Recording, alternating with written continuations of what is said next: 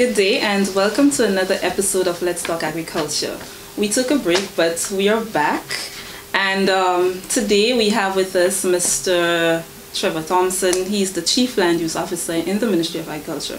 And today we are here to have a discussion on the role of the Land Use Department in natural resources. So first of all, I am Karima Lois, your host.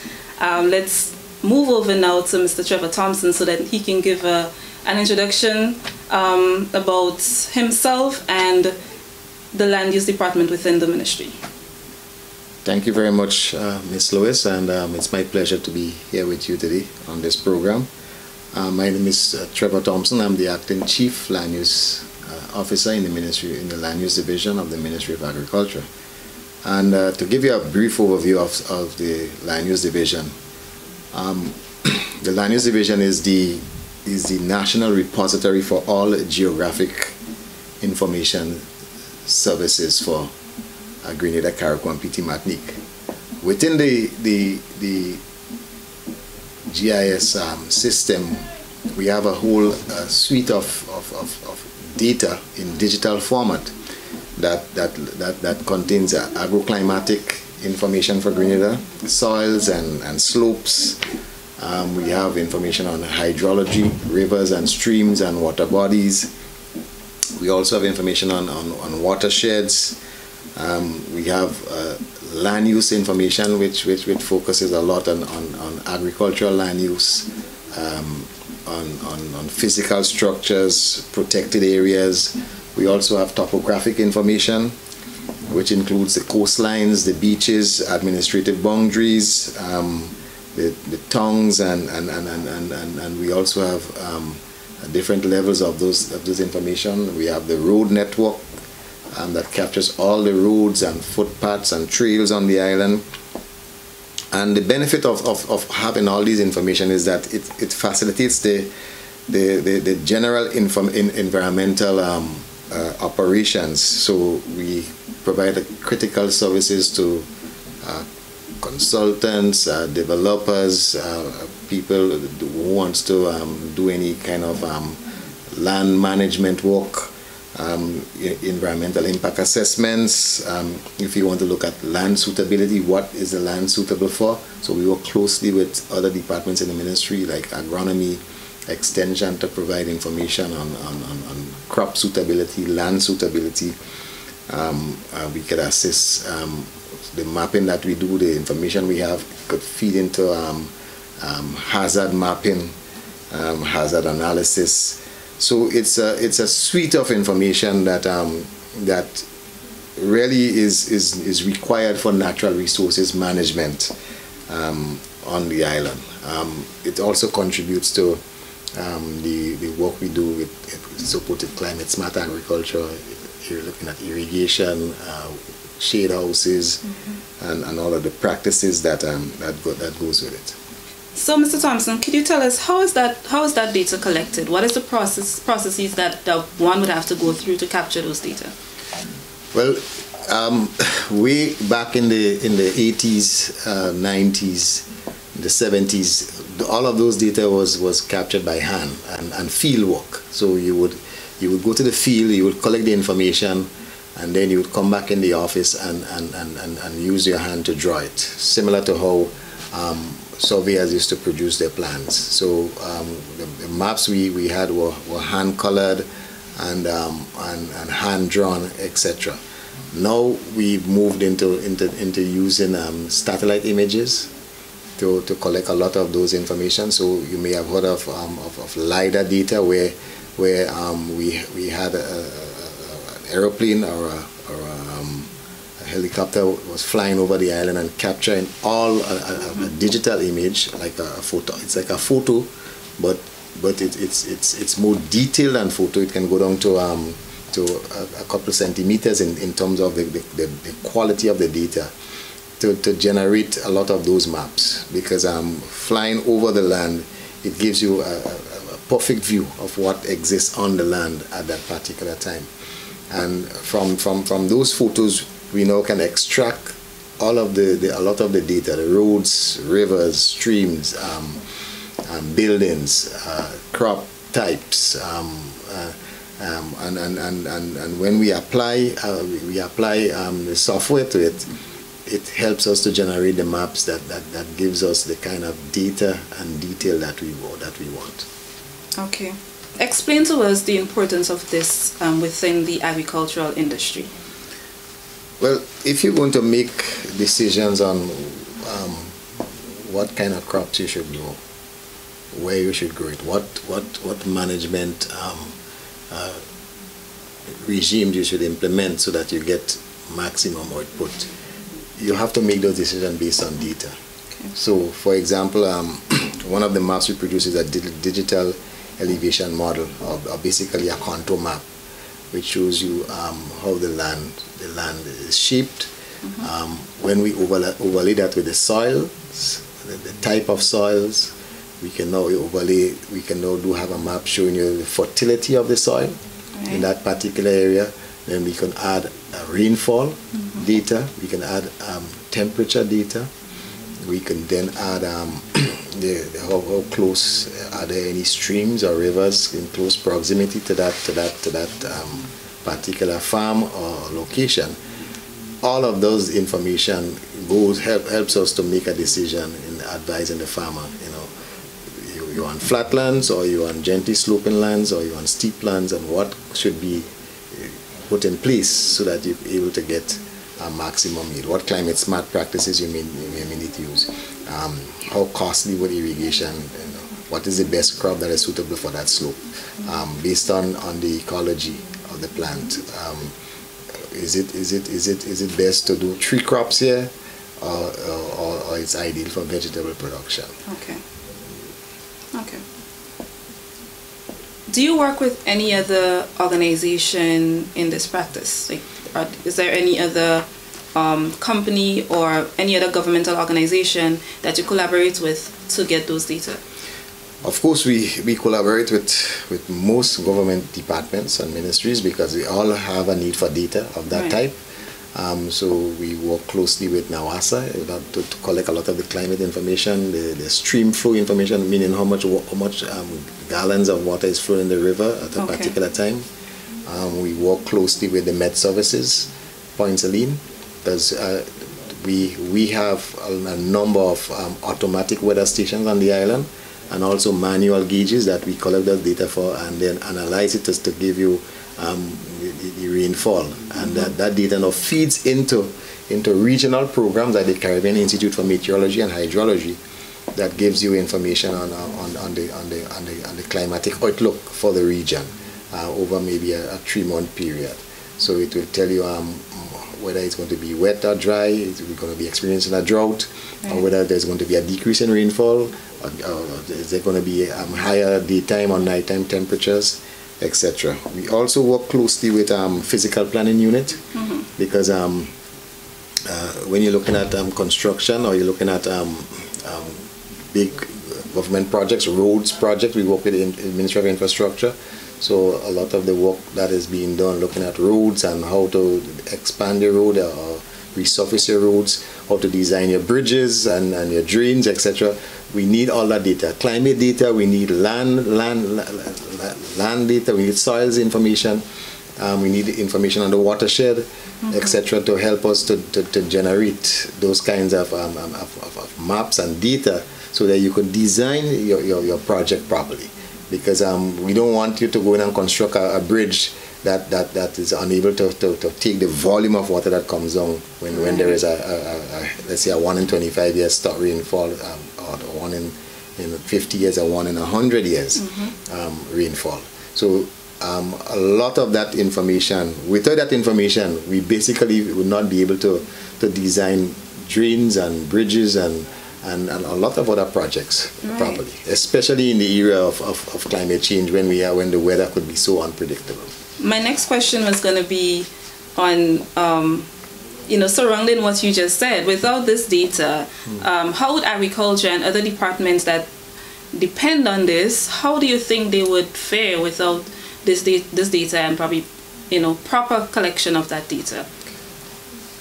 of course, we have a lot of what I call inaccuracies in designs and assumptions. You'll then have to make your decision based on assumptions, which oftentimes could be wrong. Right. So, for example, if you know the slope of your land, you know the soil types, you know the fertility, then you're better able to identify, which area is suitable for what crops, right?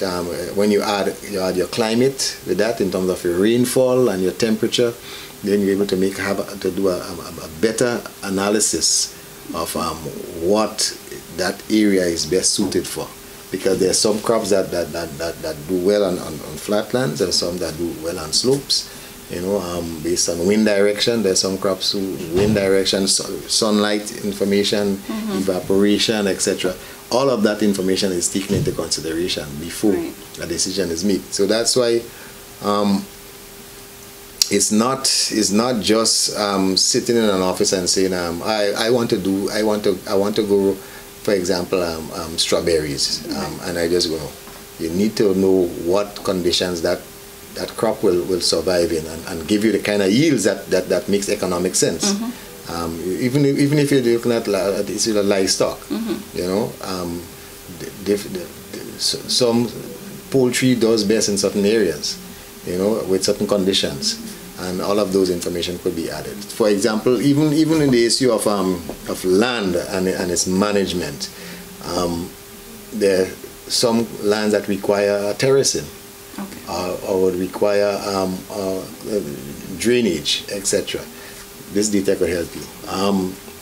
This data is even beneficial to surveyors, right? Who gonna do surveying plans. We have over the last 2-3 years have acquired the geodetic network map of Grenada, meaning that we have all the what used to be called the trigonometric points.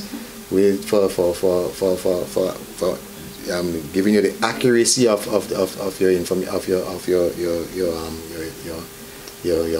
your plans, and then the continuing operating systems cause network, where they'll be able to download the data from the satellite and produce a georeference map or a plan for anyone who is going to buy lands, meaning that plot of land will now have an exact location on Grenada, latitude and longitude. So the days of when people go in and move in boundary poles, etc., because in the past it was done on bearings and angles, is over. You can't move a latitude and a longitudinal point on a map. So you basically it will be easy enough for matters of that nature to be resolved in the court. Also, for people who go into build, and they may need a topographic map of the plot of land, meaning the contours and how steep the land is and where to cut, where to fill. Surveyors now don't have to go and actually physically do a topographic survey. Right. They can now come in and get that data from us, and the data is not expensive. We sell it at 80 cents per kilobyte, right. to private individual, private consultants, etc. If you want digital data, so it's not expensive, and you'll get it. This could be generated for you in an hour or two. Okay. So you don't have to have a surveyor in the hot sun, spending days doing an actual survey. This data is available now from the government at a cost. Okay. When analyzing data, let's say probably for the last 5 years, what would you say has changed about Grenada? Well, we see a lot of changes in terms of the physical development on the island. There's also a lot of changes in terms of the land form, land use type. So we've seen an increase in residential areas. We've seen a decrease in what we call tertiary and secondary forest, meaning coastal, the forest type that is more low low mountain forests close to the coast, or what we call local term we call bush. Right. I'm not talking about like in Grenada. We've seen a decrease in the acreage of those, and there's a decrease even in some crop types. So, for example, there's a decrease in coconuts. There's a decrease in nutmegs and cocoa, especially after Ivan. So what has happened? We have had a lot of historical data in aerial photo format, and that now has been digitized, and to generate a map that you can go back from the 1950s, the 1960s, the 1980s, 1990s, and 2000 when we did the last of those aerial photos. You can actually see the land use changes. So, for example, if you were to take a map of Grandans, an aerial map of Grandans, an image, and look at it, you would see that Grandans Beach was once a coconut plantation, right, in the 50s. That has changed dramatically.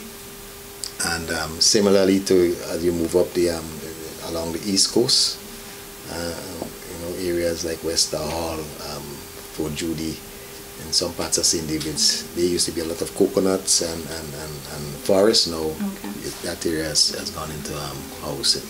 So it's really amazing to see the change that has happened on the island. Right. And but the benefit of having that kind of data is that you can look at the past and make decisions now to benefit the future and present generations in terms of your environmental management, your land management as a whole. Great. Based on observations, what would be some of your recommendations in terms of if we have to improve on certain things, we have to change certain things? What would be some of your recommendations on this? Well, we need to use the information we have, the digital information, land information to plan, and I would say to manage land properly. Right? Land is not just just what you see above ground. Land is also below ground with the soil. So soil management is critical, because when you have a landslide, it's basically it's the soil that has failed, right? And that happens for a number of reasons. It could be because of rainfall. It could be because of removal of the vegetation, which helps in stabilizing the soil because of the roots. So the use of the information is critical, right? To make wise decisions for planning purposes, right? For projecting into the future and having a rough idea as to what could be the impacts of some of your decisions. So, for example, if you were to look at the coastal data for Grenada, in terms of where mangroves exist, etc. Yes, you are a private owner of land, and you may want to do something, but when we take we may be able to do a flood modeling, using the data, doing flood modeling and our storm surge. We could generate a storm surge because we have bathymetry data, meaning data for offshore. They're looking at the coastal area for Grenada. And if you were to do a simulation with a sea level rise or a storm surge, etc., it could actually show you which areas will be impacted on the island. And I mean, we could demonstrate that for you on the island if we were to have a 1 meter or 2 meter sea level rise and what is at risk, right? So this data now could be, because of the capacity to do that, we can actually see that if we were to take certain actions in some area, we could mitigate the negative impact of some of those scenarios. So it may mean that you may not be able to remove the mangroves, because if they were to be removed, they will allow the storm surge to reach further inland and impact more people, cause more loss of lands that could be utilized for farming or even for other uses. It also gives us the capacity to look at what could be the impacts of droughts on the island, or where is best to locate certain types of agricultural crops that we want to grow. So, for example, you're able to generate a map showing which is the best area suitable for soursop based on what is required by the plant to give you. And we could do the same thing for ginger, right, or for sorrel cultivation, or for nutmegs and cocoa and spices, etc. So we have that capacity in what we call automated land evaluation system to give you physical land suitability. We could do it for, if you want to do it only for rainfall, rain-fed agriculture, meaning using only rainfall, or if you want to do it for with irrigation. We could assess to look at where you can get high and low yields based on the input you put into it, right? We could do we could also work in collaboration with the Inland Revenue Department. We beginning to think about how we could develop a cadastral map of Grenada, which could be utilized for taxation purposes, meaning every parcel of land on Grenada will be mapped, right? Has an actual reference point on the island, so that they could be easily used for taxation purposes, right? Similar with the climate data, you can help with water and soil and chemical and soil analysis, right? So that farmers know what is there, what kind of fertility the soil have, and what they may need to add to get the kind of yields that they're looking for. Okay. And just to add, finally, this data is critical in terms of for policy. Okay. Right, policy, advising on policy. So, water policy, land policy, maybe some policy that looking at climate, environmental policies, etc. That tool is critical for advising and giving good recommendations to the policymakers. Right. Good. Would you be able to speak to just give me some specifics, if you can, about where this data was used to improve on probably some deteriorating conditions in the past, where it is currently being used, and so on? Would you be able to give me some specifics in that regard? Okay, so for example, after Hurricane Ivan, we were able to look at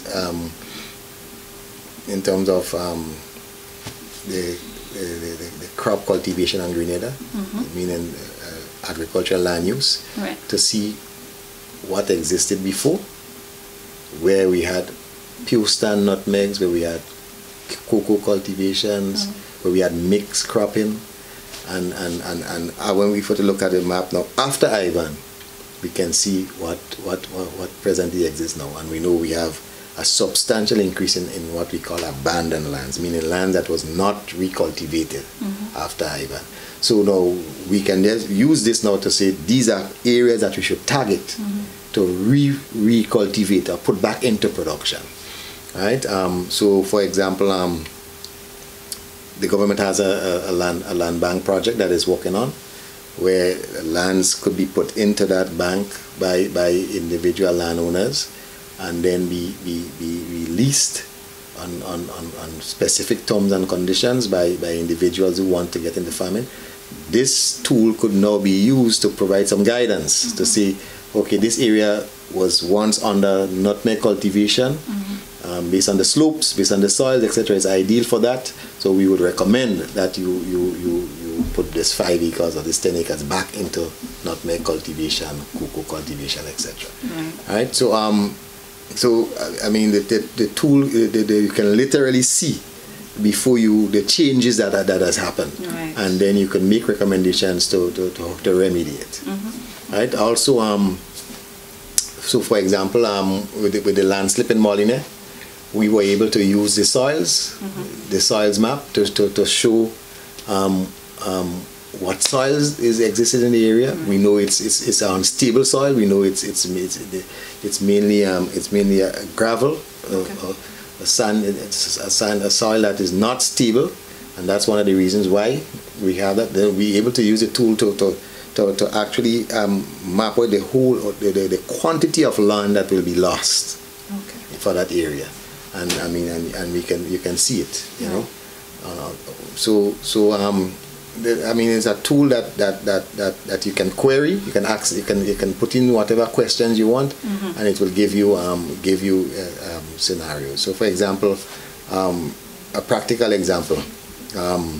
If you want to map all the areas that are what we call hot spots for prairie larceny, where there's a high incidence of people stealing farmers' crop, you can use a tool for that. Okay. Right. You could use a tool for the police could know which is the areas that are high crime areas. Okay. You can actually map it. Right. And then also we've used the tool we've worked with the fire department to generate and show them which is the fastest route to get to a fire, let's say in St. George's, from the fire station. So if, for example, or even the ambulance service, which is the fastest route to get from one point A to point B. So for example, you realize that before the fire engine used to do a circuitry route to get to a fire in town, now we did it for them, and you say the fastest route from the carnage to Central St. George's is you come across the carnage up up Young Street, and down to the market. Right? So that's the route they take now. Okay. Right? They don't try to go up Scott Street and come back down and all of that stuff. Because you can use the tool not just for land management, but you can use it for other purposes that could benefit society as a whole. Very interesting. But unfortunately, we are almost out of time. Is there anything you would like to add to what has already been said? Just to add that the services we provided to the public are some of it is free. We provide a lot of service to support to a lot of the ministries, to schools, etc. But there's data that we also sell, like climate data, rainfall data, etc. Mapping services we provide that the rates are very, very affordable, and it's good if a lot of sometimes you work in an institution, maybe in the bank, etc. You're given loans, people to build homes. You're not sure of if there's soils information. You want to know what soil type you have. You want to know if it's suitable for your house, etc. This information is available that we could provide. Of course, there's a fee that you pay into the treasury. So, Mr. Thompson, we want to give you a heartfelt thank you for sitting down with us today. It has been a pleasure. I learned a lot, and I'm sure that our viewers did learn a lot. I'm sure that this information will go wide and spread and make implementations where we would like them to. So, viewers, we have come to the end of today's episode. We want to bid you goodbye and ask you to stay tuned for the next episode of Let's Talk Agriculture. I am Karima Lewis. Goodbye.